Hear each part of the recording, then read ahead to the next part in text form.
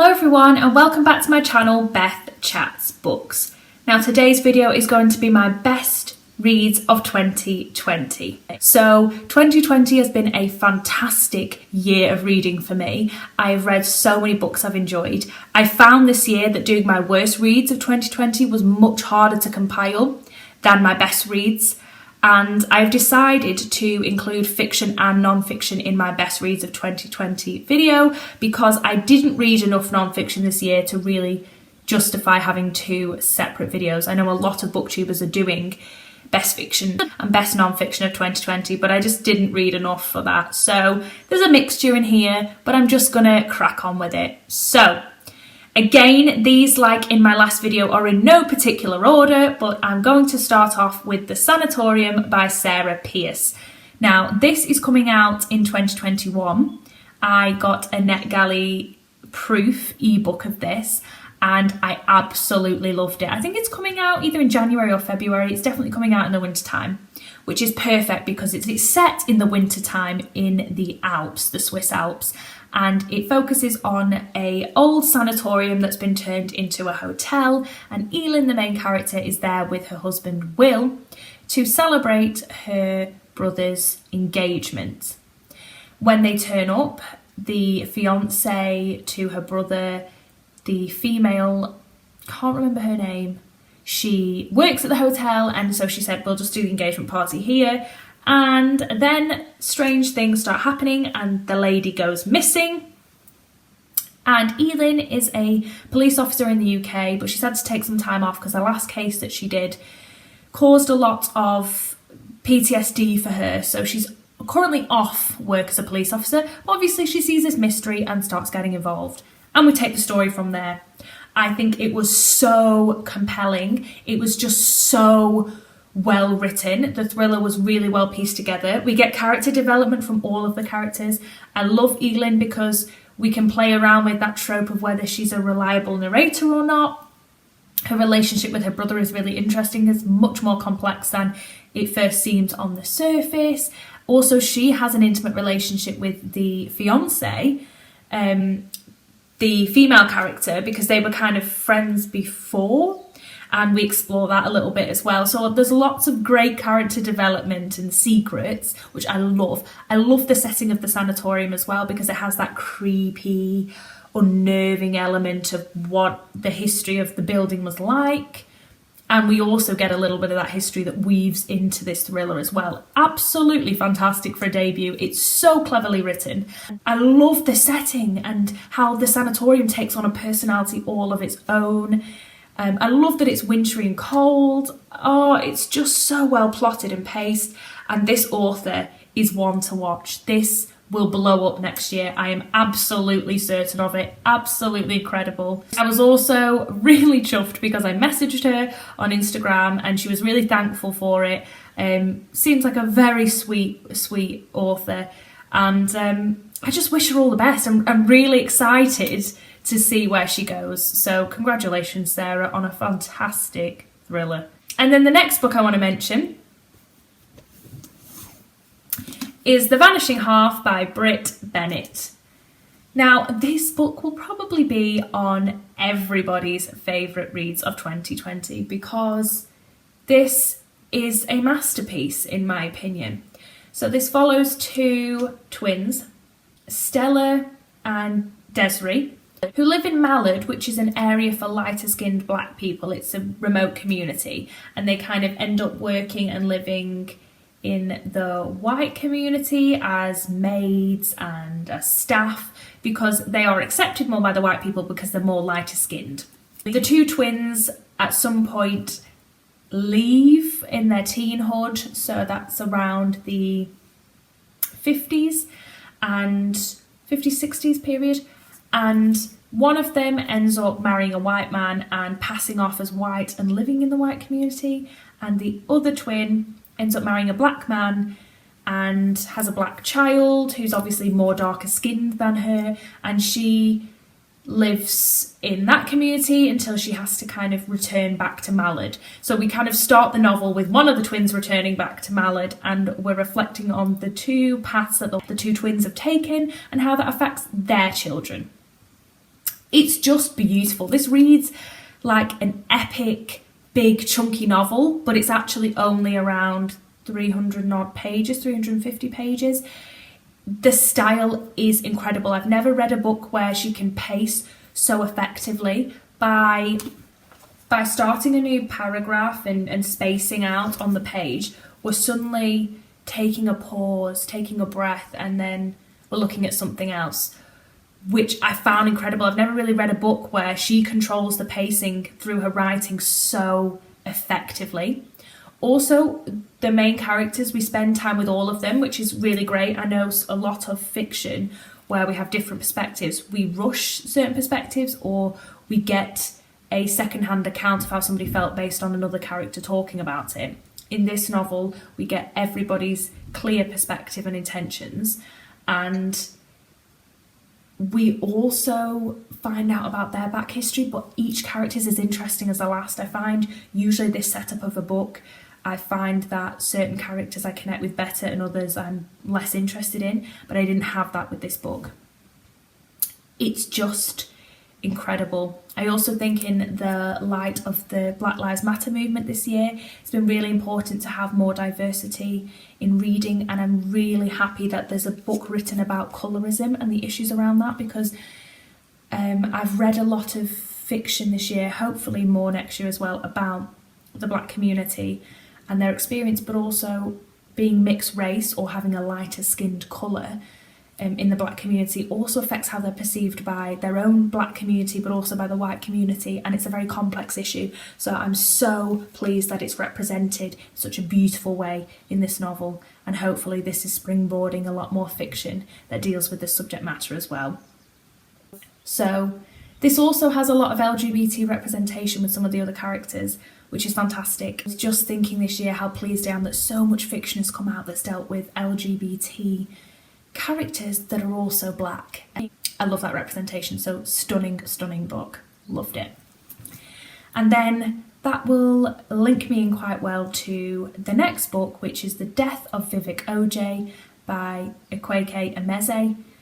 And this, again, is one of those books that I love for the very fact that it deals with a black gay character, or a black LGBT character as well, because Vivek is definitely reflecting on his gender and his sexuality, and whether he identifies more as masculine or feminine is definitely something that's addressed in the novel.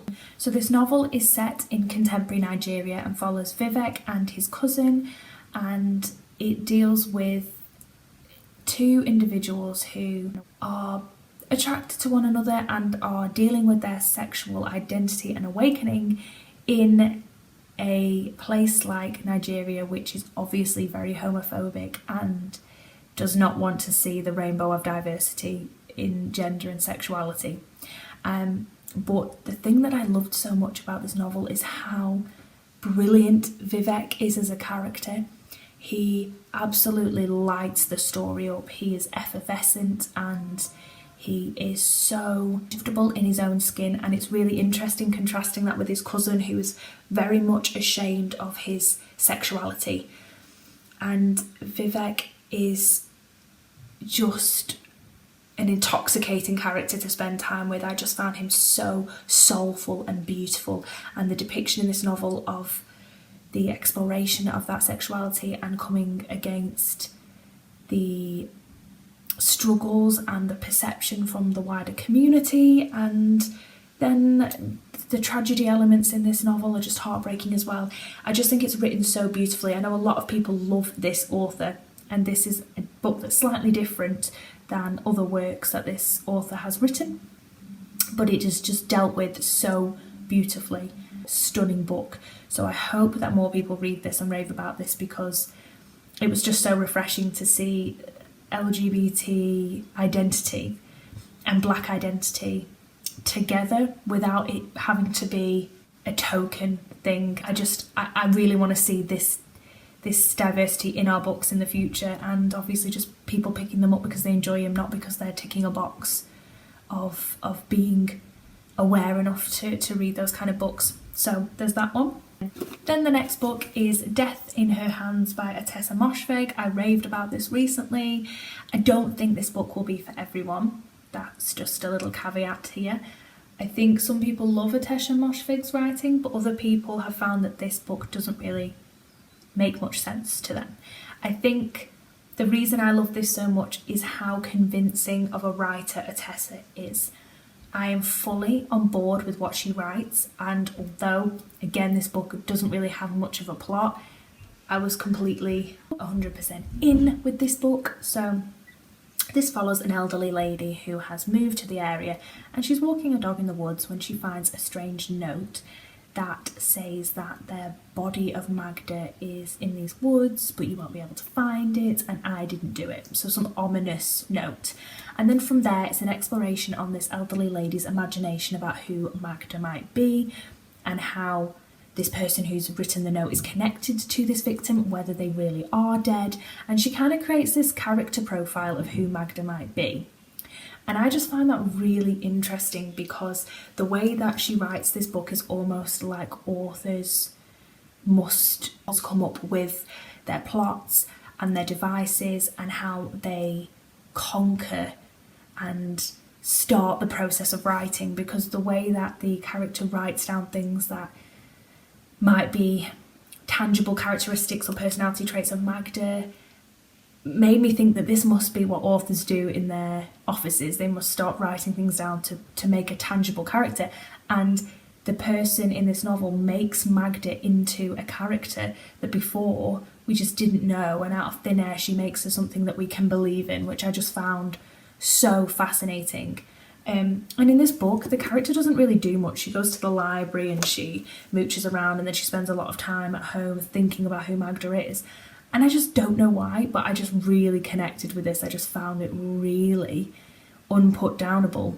And it really reminded me of the Virgin Suicides again. They're both dark stories, and they're both a little bit odd.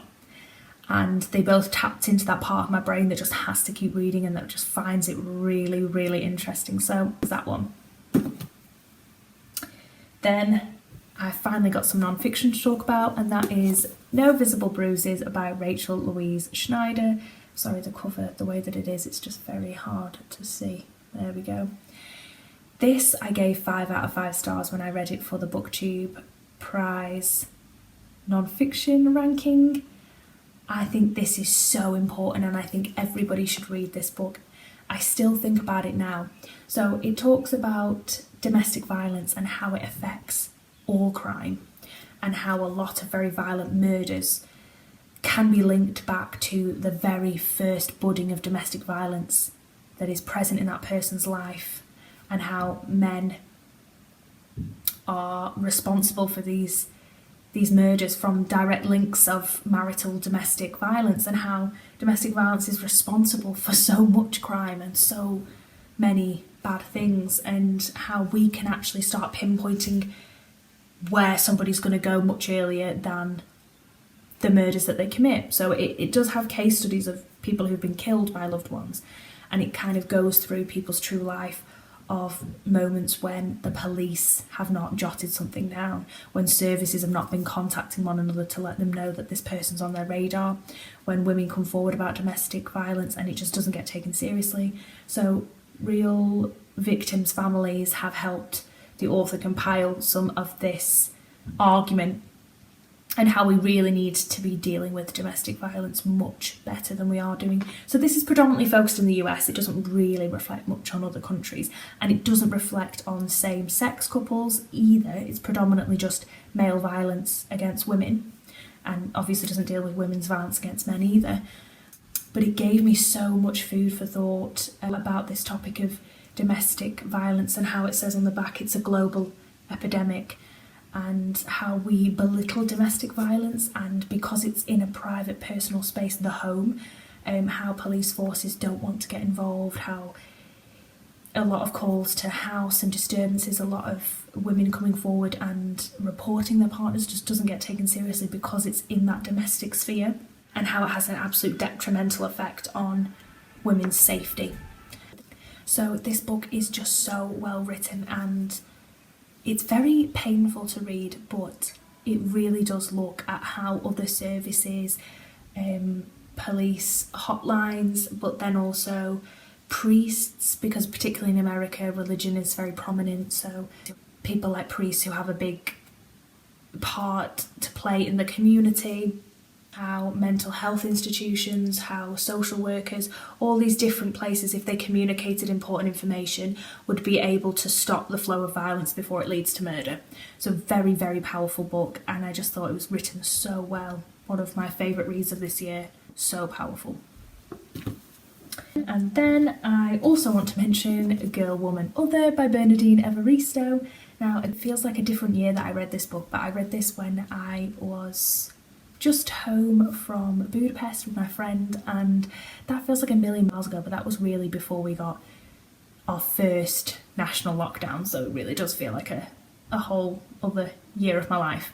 But anyway, I don't want to talk too much about this because so many people will be raving about this on their favourite reads of 2020, but this is a collection of interweaving stories about women, particularly black women in the UK, and it deals with sexuality, gender. There's a transgender, transsexual character in here as well.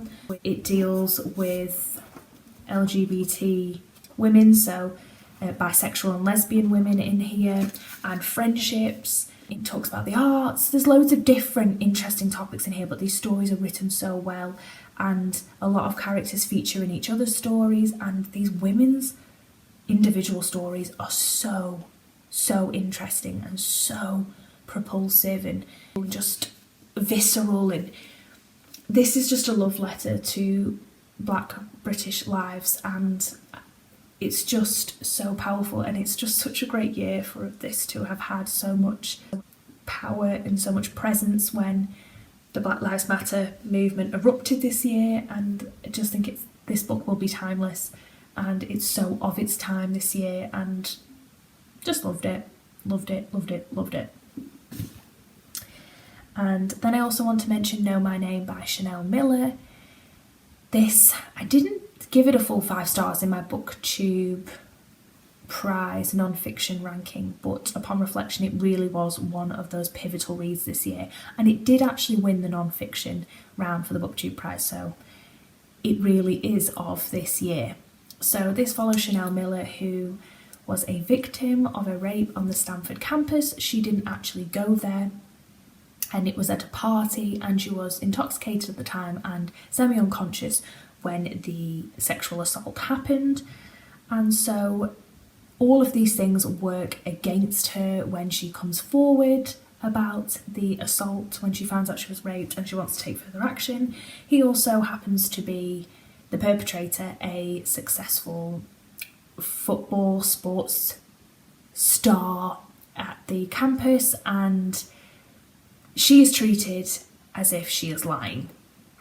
And she goes through in this non-fiction, this memoir, about her experience of having to go to court and all the trials and tribulations, and it's absolutely heartbreaking that any person, any victim of sexual assault is treated this way.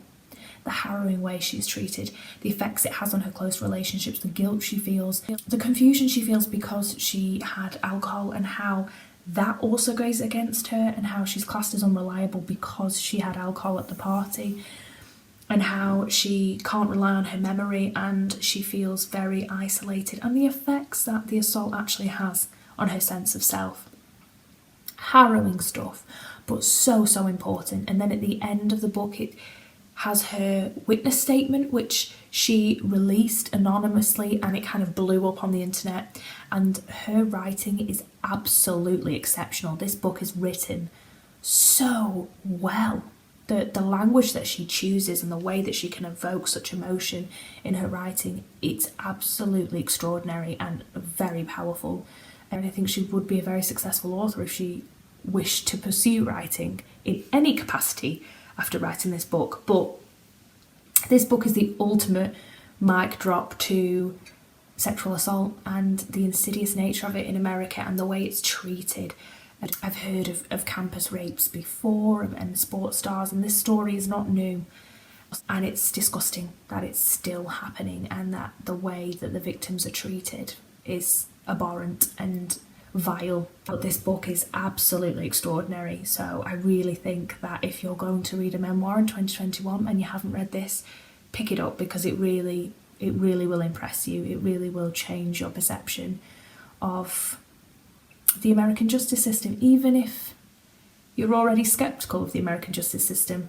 This was an interesting lens because I've always kind of been disgusted by the American justice system as it stands, but in the light, particularly in the last year, of things like Weinstein and Catch and Kill and She Said and breaking the sexual harassment stories, this shines an even more prominent light on Chanel's story and this way in which the American justice system treats victims, particularly of sexual assault. This is a must read. Fantastic.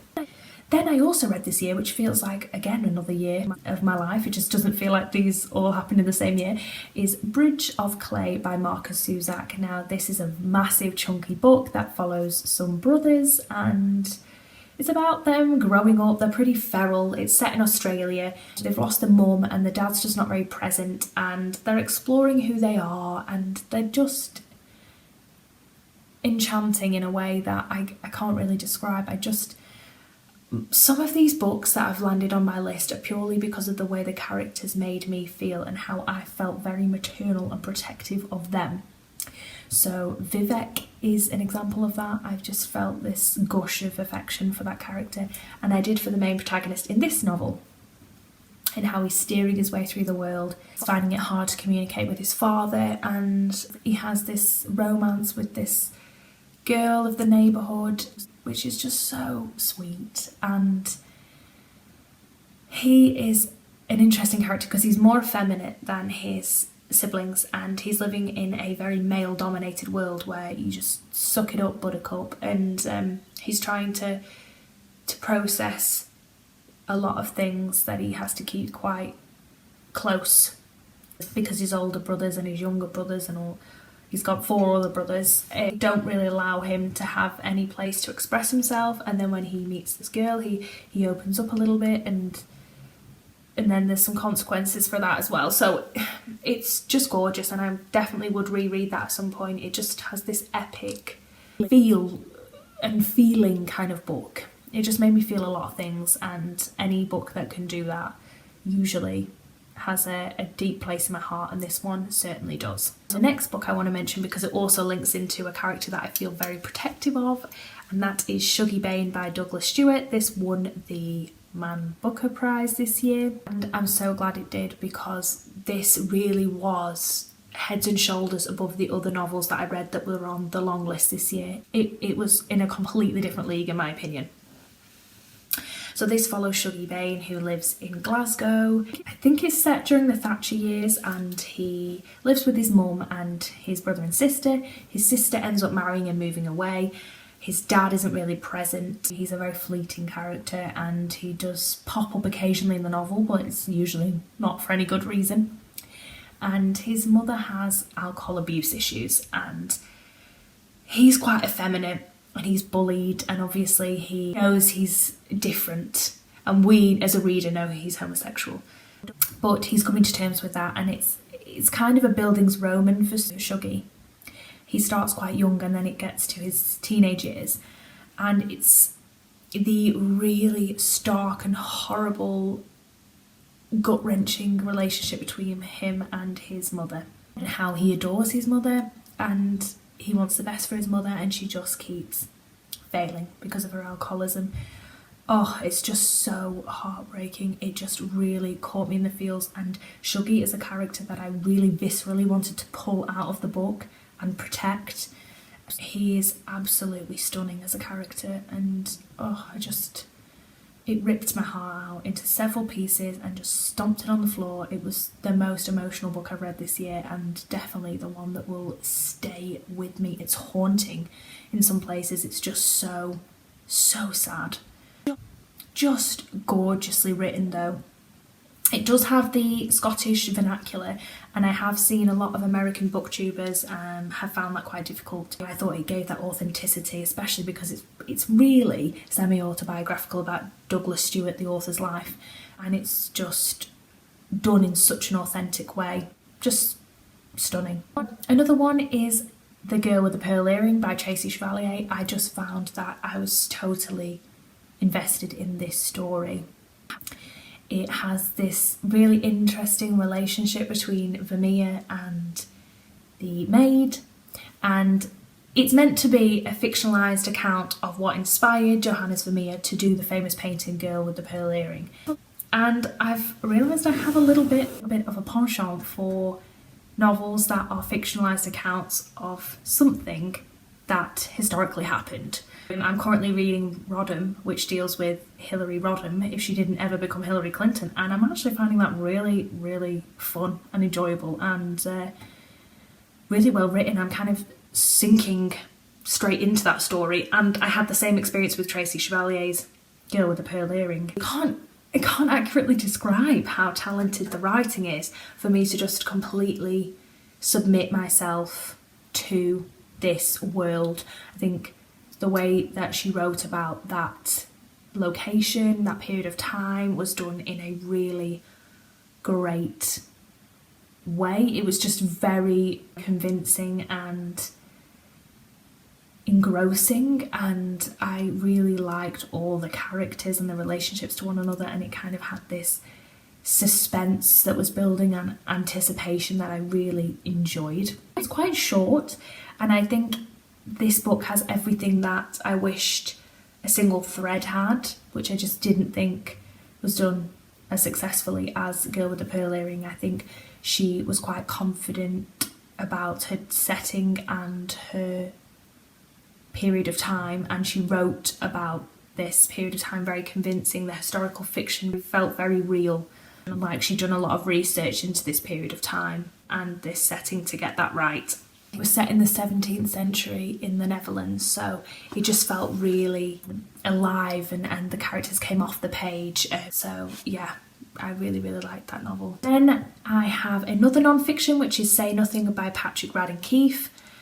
This is a non-fiction basically about the Troubles in Ireland, and it is really well written, so that for somebody who knows nothing about the history of Ireland and the IRA, it really helps you understand the complexities between Protestants and Catholics, and people who wish to be part of the United Kingdom and people who wish to be independent, and all the different intricacies and layers, because I actually think the history of Northern Ireland and the IRA and independence is very complicated, and it's not something that you can just say in a nutshell in 20 minutes. So I think the layout was really good. It also had this interweaving thriller element of who had taken this lady.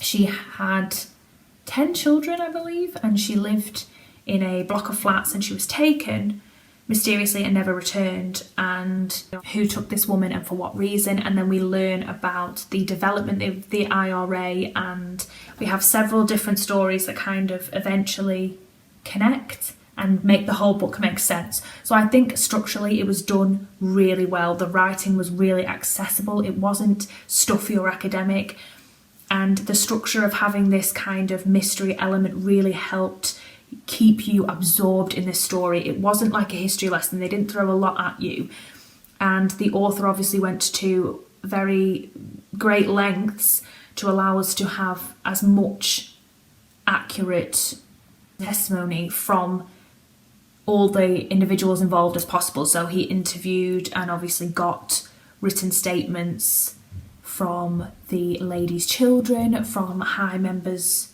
in the IRA who were willing afterwards to come forwards and say they were involved in the IRA, and to give him testimony to help make this book just so much more true and factual. So it's really, really good. I highly recommend. I know a lot of people gave a lot of high praise to this book. It was also on the Non-Fiction BookTube Prize reading this year, and I think it was really highly respected, and I think it deserves to be. I think it was a very in-depth yet accessible history of this period of time, and I think if you want to know more about Ireland, I highly recommend reading this book. It really helped me learn a lot more than I ever did, and it was really interesting having the history of women's involvement in the IRA in this book, which I didn't really think they played such a prominent role, but they did, and it was a fascinating look fascinating look. And then my final book is Homestretch by Graham Norton. This has a cosy, warm, lovely feel to it. Now, I read A Keeper many years ago, and I did read Holding this year, which I found really disappointing because of its fat-phobic content. But the actual story was fairly good. But this, I think, is his best book yet. So this follows a very remote area in Ireland, a very small village town, and in the 80s there's a car accident. The youths, the young people that live in that area, and some die and some survive, and then it's the ramifications of that. So one of the characters who survived, he is extricated from the community, he's seen as responsible, and so he leaves Ireland and moves to the US, and it's the ramifications of him leaving and how that affects the community left behind in Ireland, and he leaves his sister behind, and how her life progresses while he's not there.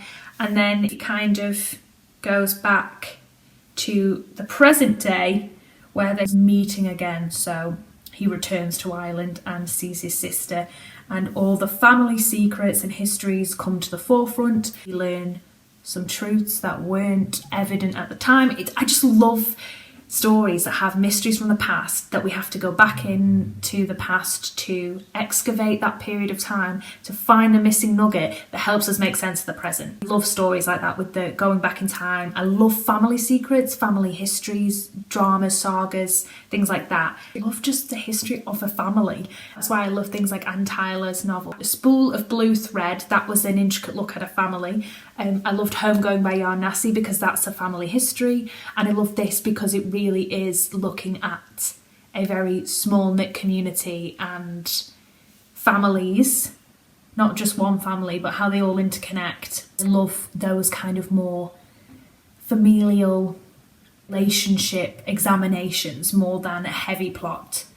But again, this allowed us to spend time with different characters and different perspectives, which I love. I love different perspectives in a novel, and I just love that element of secret. So it doesn't have to be like a mystery thriller for me, but if there are secrets that need to be uncovered and that is propelling the story forward, I do also really enjoy those kind of storylines. So this ticked a lot of those boxes. Again, I ended up reading a lot of LGBT fiction this year, which I loved because I picked these books up not knowing, and it's just a pleasant surprise, and I actually get very, very invested in LGBT romances more than heterosexual relationships because I just find the characters more compelling and their romance has sometimes more of an intensity. So that is it. They are all my favourite reads of 2020. I'm hoping that 2021 will be another productive year with plenty of great reads.